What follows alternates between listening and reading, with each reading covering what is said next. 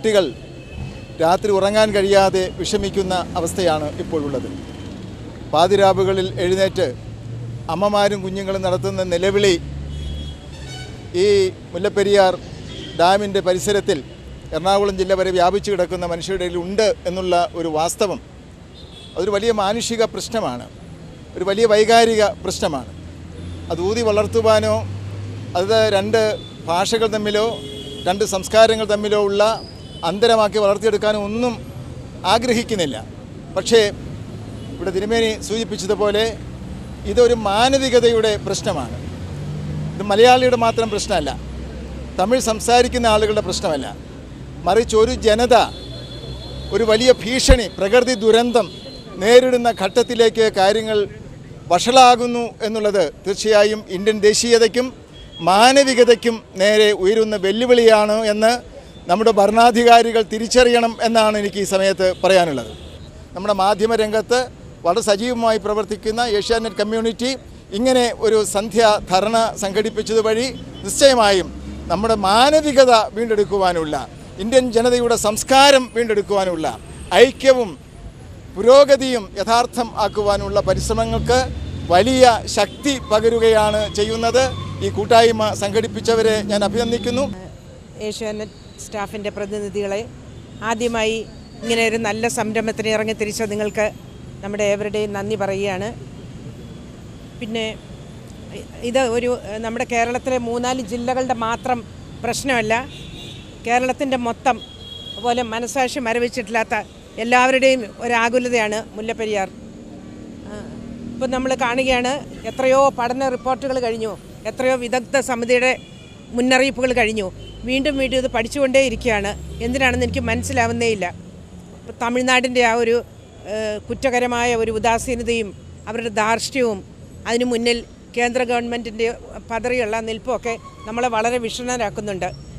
അപ്പോൾ വളരെ നിഷേധാത്മകമായേക്കാവുന്ന സുപ്രീം കോടതി വിധിക്കും തമിഴ്നാടിൻ്റെ കാരുണ്യത്തിനൊക്കെ വെയിറ്റ് ചെയ്യാതെ എത്രയും പെട്ടെന്ന് നമ്മുടെ സർക്കാർ ഇച്ഛാശക്തിയോടുകൂടി മുന്നോട്ടിറങ്ങി പുതിയ ഡാം പണിയേണ്ടതാണെന്ന് ഞാൻ ആത്മാർത്ഥമായും വിശ്വസിക്കുന്നു. നമുക്കെല്ലാവർക്കും അറിയാവുന്നതുപോലെ വെറും ചുക്കും ചുണ്ണാമ്പും കൊണ്ടുണ്ടാക്കിയ മനുഷ്യനിർമ്മിതമായ ഒരു സാധനം മാനവരാശിയെ മാത്രമല്ല, ഇതൊരു മനുഷ്യത്വത്തിൻ്റെ അല്ലെങ്കിൽ ഒരു മാനവികതയുടെ മാത്രം പ്രശ്നമല്ല, കോടാനുകോടി ജീവജാലങ്ങളെ ഇല്ലാതാക്കാൻ പോകുന്ന ബോധപൂർവം മനുഷ്യൻ അറിഞ്ഞുകൊണ്ട് ചെയ്യുന്ന ഒരു മഹാദുരന്തത്തിനെതിരെ അറിയേണ്ടവരറിയട്ടെ എന്ന ധാരണയോടുകൂടി പ്രതികരണശേഷി ഉള്ളവർ, ബോധമുള്ളവർ നടത്തുന്ന ഒരു കൂട്ടായ്മയാണ് ഇത്. ഇവിടെ ഇരിക്കുന്ന മഹാരഥന്മാർ പറയുന്നത് വളരെ വിശാലമായ കാര്യമാണെങ്കിൽ പോലും വളരെ സങ്കുചിതമായാണെങ്കിൽ പോലും ചിന്തിച്ച് ഈ പ്രശ്നത്തിലേക്ക് വരേണ്ടതുണ്ടെന്ന് വിചാരിക്കുന്ന ഒരു സാധാരണക്കാരനാണ് ഞാൻ. വളരെ സങ്കീർണവും അതുപോലെ തന്നെ 40 ലക്ഷത്തോളം വരുന്ന ജനങ്ങളെ അവരുടെ ജീവനെ ഭീഷണിയിലാഴ്ത്തിക്കൊണ്ടിരിക്കുന്ന മുല്ലപ്പെരിയാർ അണക്കെട്ട്, ഇപ്പോൾ നിലനിൽക്കുന്ന അണക്കെട്ടിന് താഴെയായി പുതിയ അണക്കെട്ട് സ്ഥാപിച്ചുകൊണ്ട് ഇടുക്കിയും ആലപ്പുഴ, എറണാകുളം, പത്തനംതിട്ട ഉൾപ്പെടെയുള്ള 4 ജില്ലകളിലെ ജനങ്ങളെ അല്ലെങ്കിൽ അവരുടെ ജീവൻ രക്ഷിക്കണമെന്ന് ആവശ്യപ്പെട്ടുകൊണ്ടാണ് ഇന്ന് ഏഷ്യാനെറ്റ് സ്റ്റാഫ് അസോസിയേഷൻ്റെ നേതൃത്വത്തിൽ ഇന്നത്തെ കാർത്തിക ദിനത്തിൽ ഇവിടെ ഈ സെക്രട്ടേറിയറ്റിന് മുന്നിൽ കാർത്തിക ദീപം തെളിയിച്ചുകൊണ്ട് ഇത്രയും ദിവസമായി നടക്കുന്ന മുഴുവൻ രാഷ്ട്രീയ കക്ഷികളും ഇവിടുത്തെ കേരളത്തിലെ ജനങ്ങൾ ഒന്നായി ചേർന്നുകൊണ്ട് നയിക്കുന്ന ഇന്ന് നിലനിൽക്കുന്ന ഈ സമരത്തെ, സഹന സമരത്തിന് ഇനി ആരുടെയെങ്കിലും കണ്ണ് തുറക്കുവാൻ ഉണ്ടെങ്കിൽ അവരുടെ കണ്ണ് തുറപ്പിക്കുവാൻ വേണ്ടിയാണ് ഇന്ന് പ്രതീകാത്മകമായി ഏഷ്യാനെറ്റ് സ്റ്റാഫ് അസോസിയേഷൻ്റെ നേതൃത്വത്തിൽ ഇത്തരത്തിലൊരു കാർത്തിക ദീപം തെളിയിക്കുവാൻ തീരുമാനിച്ചിരിക്കുന്നത്. ഏഷ്യാനെറ്റിൻ്റെ സ്റ്റാഫ് അസോസിയേഷൻ ഇങ്ങനെ ഒരു കൂട്ടായ്മ രൂപീകരിച്ചതിന് വളരെയധികം സന്തോഷമുണ്ട്. ശരിക്കും ഇവിടെ എല്ലാവരും പറഞ്ഞു തന്നെയാണ്, ഒരു കാര്യം തന്നെയാണ്, മുല്ലപ്പെരിയാർ തമിഴിനൊന്നോ മലയാളിയൊന്നോ ഒന്നിച്ച് നിന്നിട്ട്, കാരണം ഇപ്പോൾ ഈയിടയ്ക്ക് തന്നെ പത്രത്തിൽ തുറന്നു കഴിഞ്ഞാൽ TV തുറന്നാലും തമിഴ്നാട്ടിലുള്ള ഒരു മലയാളികളുടെ കടകൾ അടിച്ചു പൊട്ടിക്കുന്നു. ഒരു മലയാളികളായിട്ട് എന്തൊരു ശത്രുവിൻ്റെ, ഒരു പാകിസ്ഥാൻ ഇന്ത്യ ശത്രു കാണുന്ന മാതിരിയാണ് തമിഴനൊരു മലയാളിയെ കാണുന്നത്. അതിൻ്റെ ഒരു ആവശ്യമില്ലാതെ രണ്ടുപേരും അത് കൂട്ടായിട്ട് ആലോചിച്ച് നല്ലൊരു സംരംഭം തുടങ്ങട്ടെ എന്ന് ഈശ്വരനോട് പ്രാർത്ഥിച്ചുകൊണ്ട് ഞാൻ എൻ്റെ വാക്കുകൾ ചുരുക്കുന്നു. നന്ദി, നമസ്കാരം.